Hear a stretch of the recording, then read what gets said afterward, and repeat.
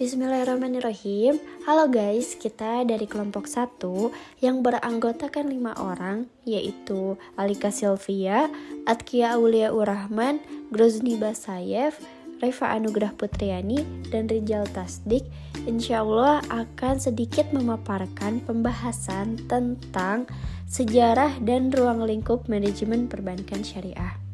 Oke, tanpa berlama-lama lagi, mari kita langsung menuju ke pembahasan pertama.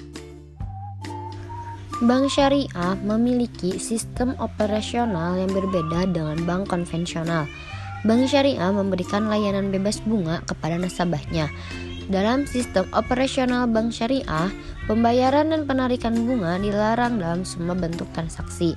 Bank syariah tidak mengenal sistem bunga, baik bunga yang diperoleh dari nasabah yang meminjam uang atau bunga yang dibayar kepada penyimpan dana di bank syariah.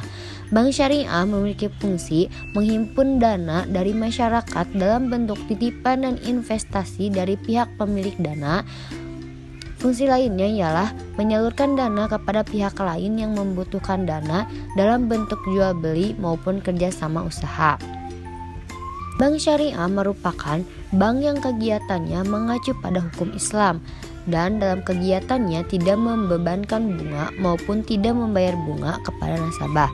Imbalan yang diterima oleh bank syariah maupun yang dibayarkan kepada nasabah tergantung dari akad dan perjanjian antara nasabah dan bank. Perjanjian atau akad yang terdapat di perbankan syariah harus tunduk pada syarat dan rukun akad sebagaimana diatur dalam syariah Islam. Bunga secara fikih dapat dikategorikan sebagai riba.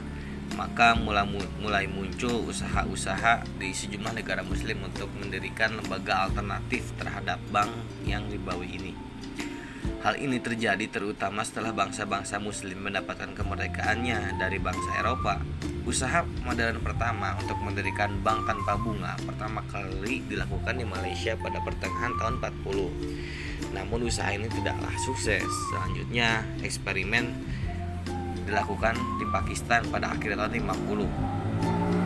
Namun demikian, eksperimen pendirian bank yang paling sukses dan inovatif di masa modern ini dilakukan di Mesir pada tahun 63 dengan berdirinya Midgomer Local Saving Bank. Bank ini mendapatkan sambutan yang cukup hangat di Mesir, terutama dari kalangan petani dan masyarakat pedesaan.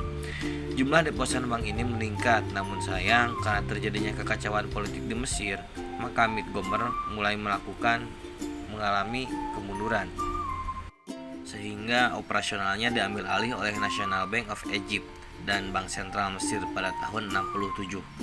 Pengambil alihan ini menyebabkan prinsip nirbunga pada Midgomer mulai ditinggalkan, sehingga bank ini mulai kembali beroperasi berdasarkan bunga.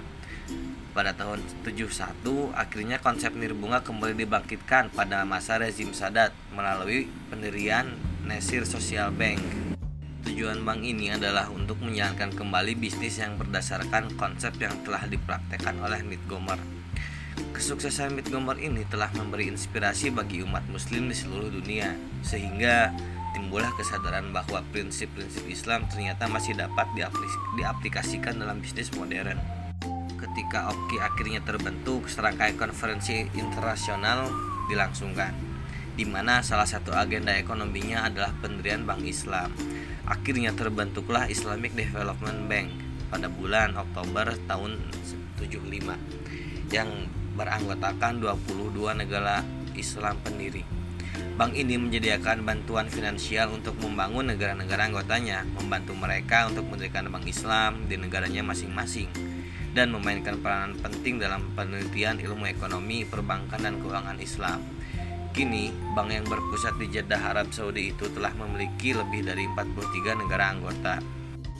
Pada perkembangan selanjutnya di era tahun 70-an, usaha-usaha untuk mendirikan bank Islam mulai menyebar ke banyak negara.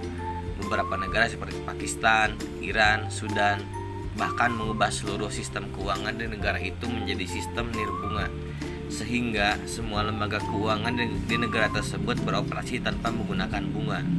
Di negara Islam lainnya seperti Malaysia dan Indonesia, bank nirbunga beroperasi berdampingan dengan bank-bank konvensional. Kini, perbankan telah mengalami perkembangan yang cukup pesat dan menyebar ke banyak negara, bahkan ke negara-negara barat. The Islamic Bank of International of Denmark tercatat bank syariah pertama yang beroperasi di Eropa, yakni pada tahun 83 di Denmark. Kini, bank-bank besar dari negara-negara barat seperti Citibank, ANZ Bank, Chase of Manhattan Bank, dan Jardine Fleming telah membuka ulang Islamic Window agar dapat memberikan jasa-jasa perbankan yang sesuai dengan syariat Islam. Perkembangan bank syariah di Indonesia. Di Indonesia, sebagaimana diamanatkan oleh Pancasila dan Undang-Undang Dasar Negara Republik Indonesia tahun 1945, tujuan pembangunan nasional adalah terciptanya masyarakat adil dan makmur berdasarkan demokrasi ekonomi dengan mengembangkan sistem ekonomi yang bertumpu pada mekanisme pasar yang berkeadilan. Untuk mencapai tujuan tersebut, ekonomi pembangunan nasional diarahkan pada ekonomi kerakyatan, merata, mandiri, handal, berkeadilan, dan mampu bersaing di kancah perekonomian internasional.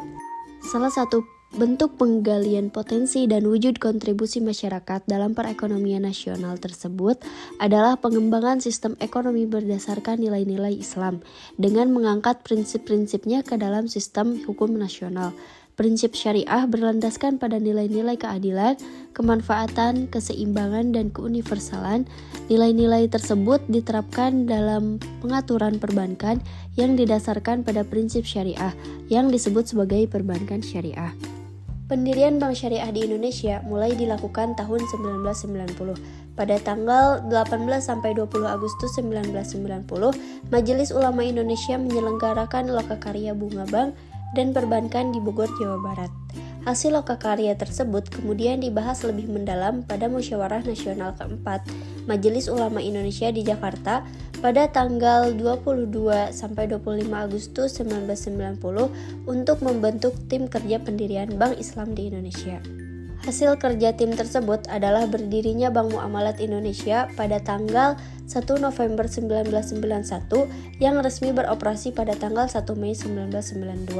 Setelah itu, maka berdirilah beberapa bank perkreditan rakyat syariah, yaitu Bank Perkreditan Rakyat Syariah Berkah Amal Sejahtera, Bank Perkreditan Rakyat Syariah Dana Mardotilah, dan Bank Perkreditan Rakyat Syariah Amanah Robaniyah di Bandung, serta Bank Perkreditan Rakyat Syariah Harekat di Aceh. Perkembangan awal perbankan syariah dalam sistem perbankan nasional direspon dengan cepat oleh pemerintah. Pada tanggal 25 Maret 1992, disahkan Undang-Undang Nomor 7 Tahun 1992 tentang perbankan menggantikan Undang-Undang Nomor 14 Tahun 1967 tentang pokok-pokok perbankan, guna mengakomodir berdirinya bank syariah di Indonesia.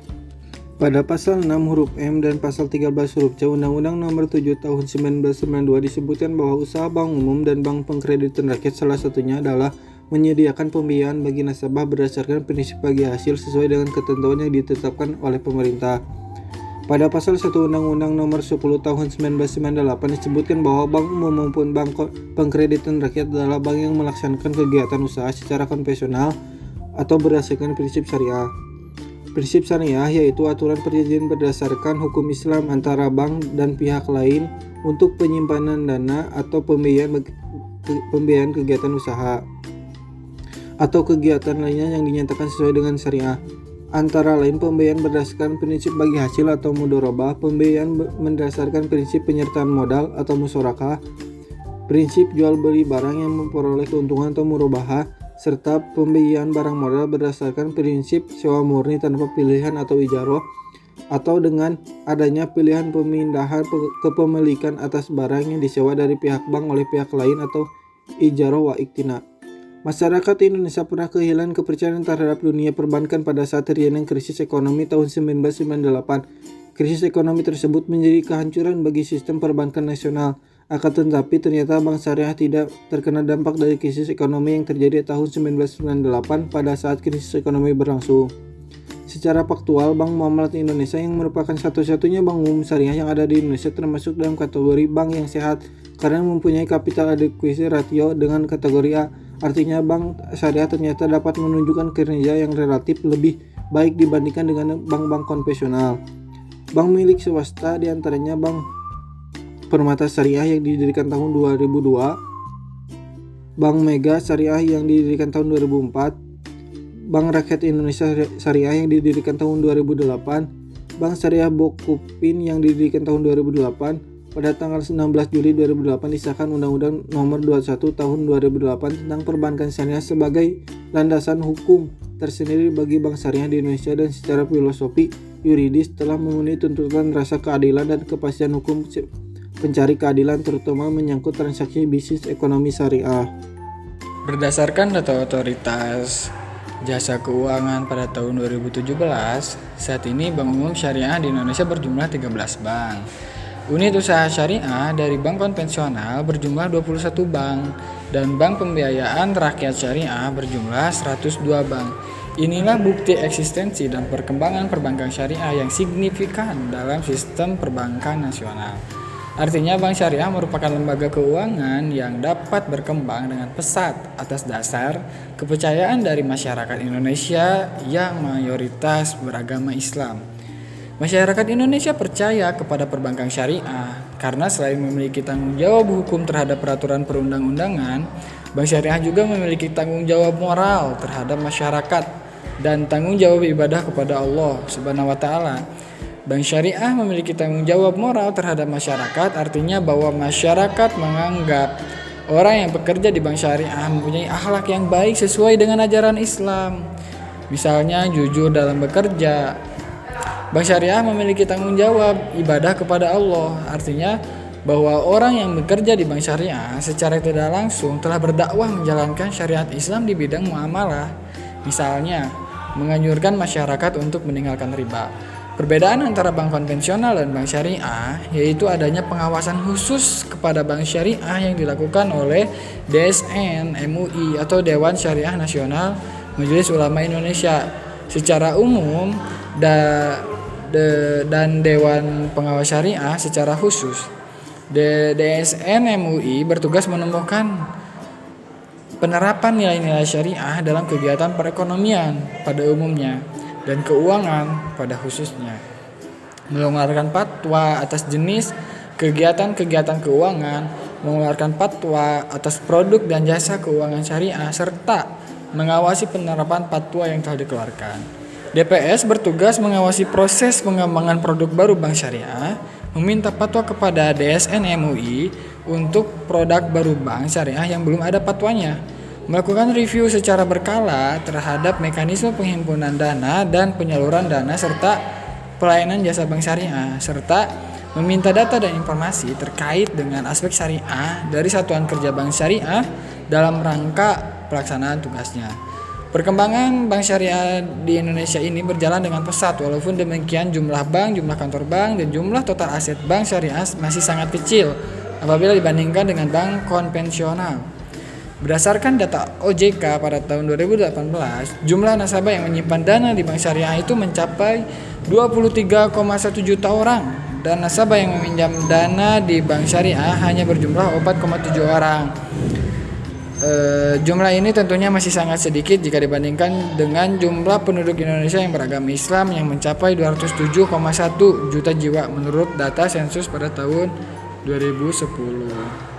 Mungkin cukup sekian pemaparan dari kelompok kami. Mohon maaf jika banyak kesalahan. Terima kasih.